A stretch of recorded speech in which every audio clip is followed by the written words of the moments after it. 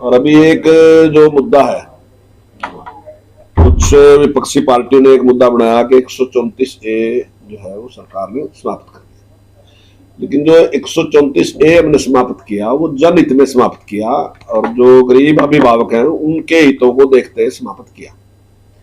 134A में 10% बच्चों के ही एडमिशन होते थे, लेकिन जो RTE है उसमें 25% बच्चों के एडमिशन हो सकते हैं।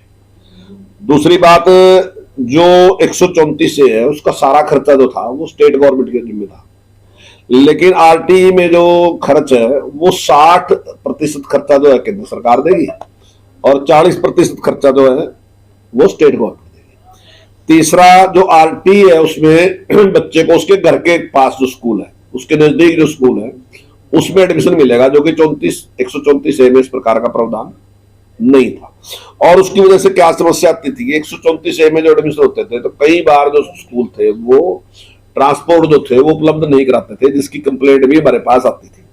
दूसरा, यदि वो अपना किसी तरीके से या ट्रांसपोर्ट में जाते भी थे तो क्योंकि वो गरीब थे इसीलिए तो 134A में एडमिशन होया था, तो वो अतिरिक्त खर्च जो देना पड़ता था वो उनको मैं समझता हूँ काफी ज्यादा लगता था। अब ये जो समस्या है पूरी तरीके से हल होगी, क्योंकि उनको अपने घर के पास का जो स्कूल है, नजदीक का जो स्कूल है, लगभग 1 किलोमीटर के दायरे में जो स्कूल है, उसी स्कूल में उसको एडमिशन मिलेगा तो वहां तक उसको किसी प्रकार का भी ट्रांसपोर्ट का खर्चा देना नहीं पड़ेगा। तो इस प्रकार से जो जनहित के विषय थे उस सारे को देख के ही हमने 134A को समाप्त किया और RTE को लागू किया, क्योंकि उसमें 25% लोगों को उसका लाभ मिलेगा। और मैं समझता हूँ कुछ लोग वैसे ही एक गलतफहमी पैदा करने की कोशिश करें। अभी उन्होंने इस प्रकार के बयान भी दिए कि 134A में जिन बच्चों का एडमिशन हो गया था उनका क्या होगा। तो आपके सभी के चैनल के माध्यम से मैं कहना चाहता हूं कि जिन बच्चों का एडमिशन हो चुका है उनका जो 8वीं क्लास तक का जो पूरा फीस है निश्चित तौर से सरकार उसी प्रकार से देती रहेगी।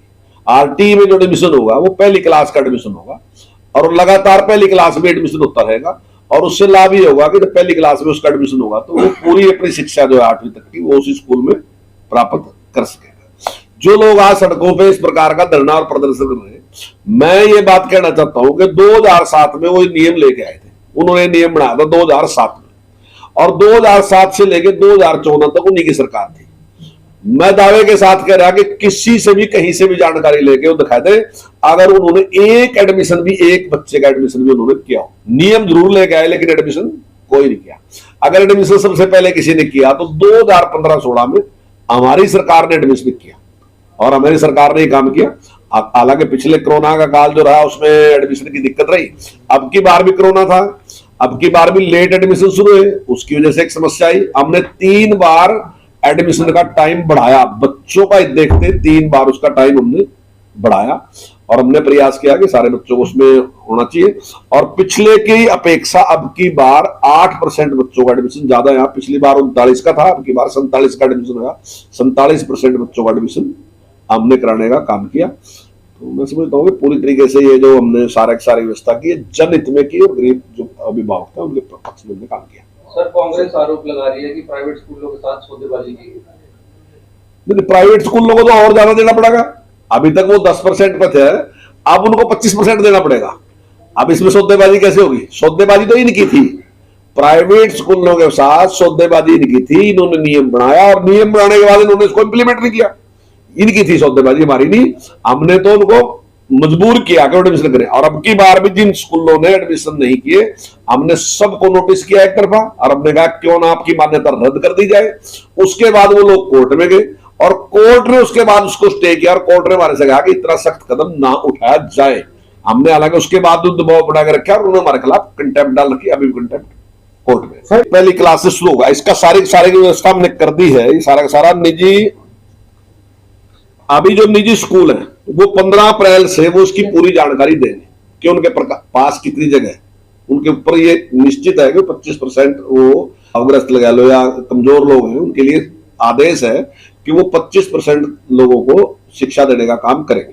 और उसके लिए हमने निश्चित कर दिया कि 15 अप्रैल 2022 तक अपने स्कूलों की वेबसाइट पर उन्होंने ये सारा कुछ डालना होगा कि कितनी सीटें वहां पे खाली है और उसके बाद उस पर प्रयास पूर्वक उड़ा कि 5 एजेंसियां ऐसी हैं, कुछ सामाजिक लोग भी हैं, एनजीओ भी हैं और सरकार की तरफ से भी संस्थाएं हैं, जिन्होंने 5 एजेंसियों ने सर्वे किया किस आदमी की आमदन कितनी है।